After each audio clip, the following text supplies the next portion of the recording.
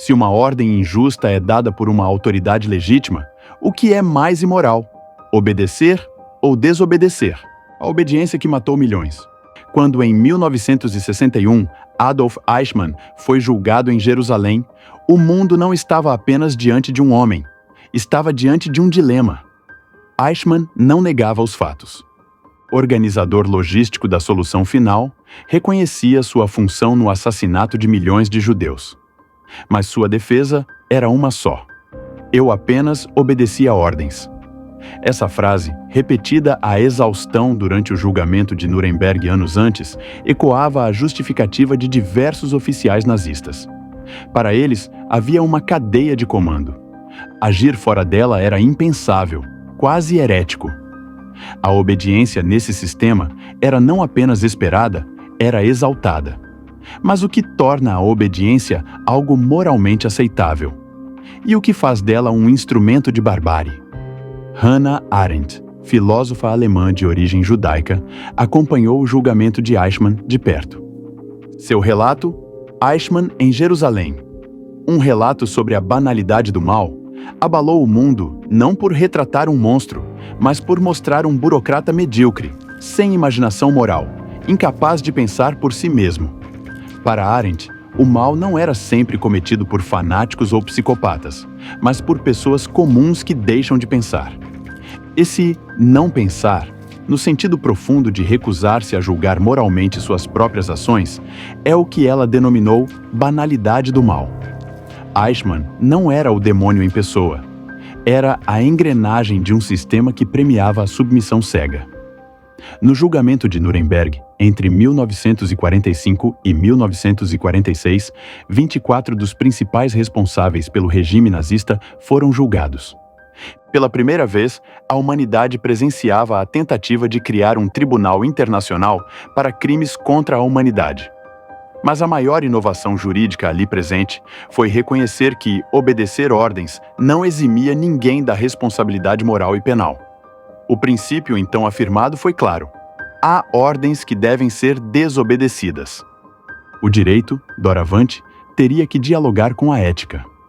No plano filosófico, essa tensão entre autoridade e consciência não é nova. Sócrates, ao recusar-se a obedecer leis que contrariavam a justiça, aceitava a morte em nome da verdade. Kant, por sua vez, nos lembrou que agir moralmente é agir por dever, não por coação externa, mas pela autonomia da razão prática. Mas o que acontece quando essa autonomia é anestesiada por estruturas burocráticas? Quando a linguagem técnica substitui o juízo moral? Eichmann, no dizer de Arendt, não odiava os judeus, mas também não pensava sobre o que fazia. Sua obediência era um gesto vazio, sem reflexão, sem crítica. E justamente por isso, terrivelmente eficaz. E o que dizer dos tempos atuais? Quantas vezes nas esferas públicas e privadas, decisões injustas são justificadas com a velha desculpa: estou apenas fazendo meu trabalho. Até que ponto a obediência continua sendo premiada e a responsabilidade diluída? No mundo corporativo, nos sistemas militares, nas estruturas políticas, a mesma lógica permanece. Cada um cumpre sua função, poucos se responsabilizam pelo todo. Assim, o mal moderno não precisa de tiranos. Basta a soma da indiferença, da omissão e da obediência à crítica. E se um novo Eichmann surgisse hoje, entre nós, em qualquer instância de poder, você saberia reconhecê-lo? Ou estaria apenas obedecendo ordens ao seu lado? Se você quer entender como decisões aparentemente comuns podem moldar destinos históricos e como isso se conecta com as escolhas que fazemos hoje, inscreva-se no canal Veredicto Interior e compartilhe este vídeo. Sua mente nunca mais verá o certo e o errado da mesma forma. Por fim, deixamos uma indicação bibliográfica que está entre as obras mais impactantes do século XX. Eichmann em Jerusalém. Um relato sobre a banalidade do mal, da filósofa alemã Hannah Arendt.